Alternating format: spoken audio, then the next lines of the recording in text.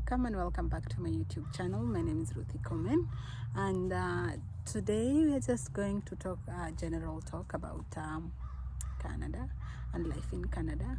So for those who don't know yet, or if you've not watched my previous videos, I am currently in Canada. I've been here for the past 5 years. Sorry guys. Yeah, and so far I find that life here is fun only if you put in the work. And I saw some of the videos that Lynn Googie uploaded on her YouTube channel, and everything that she says is true. It's just that people don't have enough information before they come to Canada. Do your research, guys. And as she said, I'll just retaliate what she said. She said there are some people who even did their research for 1 year before they came here, and then some of them did their research and they ended up not coming over to Canada, so they decided to go to Qatar. So I'll just talk from my personal experience. I've seen those videos trending on YouTube and TikTok and other social media platforms, and I find that it's heartbreaking when people just talk out of inexperience or out of ignorance. Guys, Canada is a beautiful country. I have lived here for 6 years. Right now I'm going 6 years, 5 years and a few months, and I came in as a student. That is the best pathway that anybody can use to come to Canada. So for those people in my inbox asking me how do I come to Canada, and can I come with a visit visa and come and get a work permit, or can I come as a permanent resident? So guys, coming to Canada is easy. It's not hard. Because I applied it once and I got a chance to come over. So I applied for myself, but I was boosted by my sister. My sister came in the year 2017, so she came 1 year or so before I came.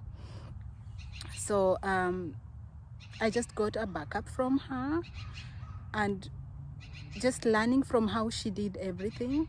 She did it from scratch for me and for my other sister. So guys, it's not hard to apply for yourself. You can do it. Don't just go and throw away your money in the agents, because some of these agents are a scam. And if you saw the news like a few months ago, there were people who were stranded in Toronto because they came in as visitors, and they were promised that once you get here they will get somebody to connect you to a job or to a work visa. But once they got here, they did not get a work permit because they came in large numbers, and most of them were seeking asylum. It's not only Kenyans, it's people from different nationalities. And they just came, they wanted to, everybody is seeking asylum now, and they don't know how the process is going to end up, because you can imagine thousands and thousands of people. It's more than 5,000 right now from what I get, what the data that I get from people who are there.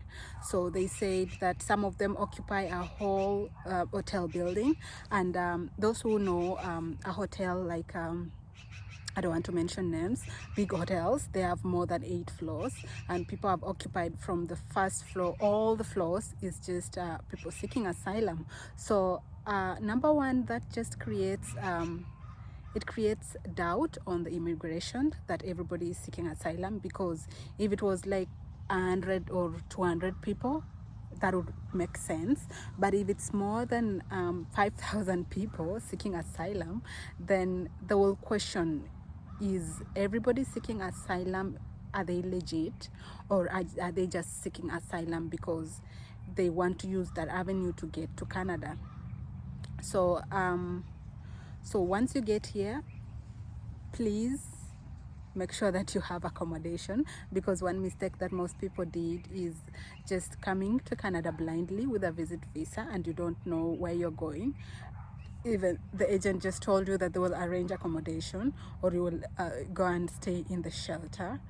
Those shelters were packed at that time. So I don't know right now how it is, because one of my friends who is there and who has gone through the process of coming in as a visitor and seeking asylum, he told me that right now he got his work visa, work permit, but they are not sure how they will proceed from there, because once you come here and you present yourself for asylum, they will take all your documents, and they will start doing the background checks, and also doing the investigation to see if for sure you came to seek asylum because you are in danger, or because the living conditions back home were not conducive for you. So those people coming to Canada on that visit visa, please just do your research before you come, please. I know I am insisting on people doing their research, because it's very important that you do your research before you come over. Number two,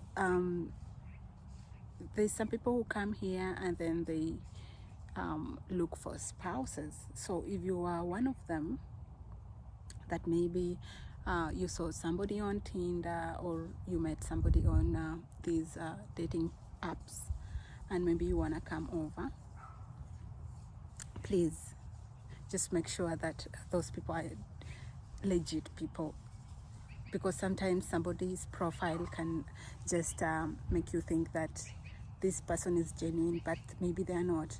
Maybe they are, or maybe they are not. You never know unless you do your own research on that, and make sure you have a backup plan, because you never know if that person ends up not being real. What will you do? So just have a backup plan. And then number three, there's sometimes, oh, there's just a cobweb there. Yeah, so sometimes you can come over and then you apply for your study visa here in Canada, then you exit, and then you come back once you get the acceptance. You can exit before the 6 months elapse. You can exit, then you can come back as a student, because once you have a visa, it gets easier, as long as you don't violate those visitor visa rules. And then also number 4, you can come here and try and find a job that offers LMIA, because once you have a job that has LMIA, the employer that offers you that job will be responsible to apply for a work visa for you. So you just have a visit visa, then you apply for the LMIA job, and then once you get the job, you can now change your papers to either a work visa first, and then you can work for the maybe if it's a 1 year or 2 year contract. Once you're done with the contract, you can either continue with the same employer or just change employers and start applying for your PR process. So all these processes are not hard. It just depends with your mindset, and if you are patient enough, the process will be very easy for you. And also you have to pray, because sometimes it takes God's grace for all these processes to go smoothly, because some people just come in and in maybe 5 months or 6 months they have their papers straight, and some come in and they stay even 5 years, 4 years, and still their papers don't go through. So just sometimes it's good to just pray and hope that everything goes through. So I just think that our Canada immigration process is transparent and it's very strict. So you have to meet all the requirements before you are allowed either to work. You have to meet the requirements to study, you have to meet the requirements to get a permanent residence, you have to meet the requirements to get a citizenship, and there is no shortcut at all. So you might maybe come in as a student and then you say, well, why should I continue studying while I can just find somebody to get married to, and then I can just get my papers from there. But sometimes you end up maybe staying for those 5 years, still waiting for your papers to be straightened out. Instead, you would have just studied for maybe those 3 years or 4 years, and you're done, and your papers will go through because you've gone through the whole procedure. You didn't skip a step. And then sometimes you find that maybe you come in and maybe you're ya kupeanwa, unajipeana. So once you unajipeana, you find that the process even gets even longer. Let's say, for example, umejipeana in the year 2021, and me 2021 I was graduating. So umejipeana 2021, so you have now stayed since 2021 and you've not received any feedback, or even if you're using an immigration lawyer, anakupeleka tu back and forth. So sometimes it's just important that you understand all the processes before even applying for that study visa, or applying for that work permit, or applying for that PR. You should know the process so that you can project and say, for example, if it takes 3 years or if it takes 2 years, what are the measures that you put in place for you to survive on those during that period. So if you're a student, you will be like, I will have to study. If you're studying diploma, you will just give yourself 3 years, and after the 3 years you will get your papers. No, after the 3 years you apply for your work permit, and then once you get your work permit, you have other 3 years as a worker or under work permit to apply for your PR.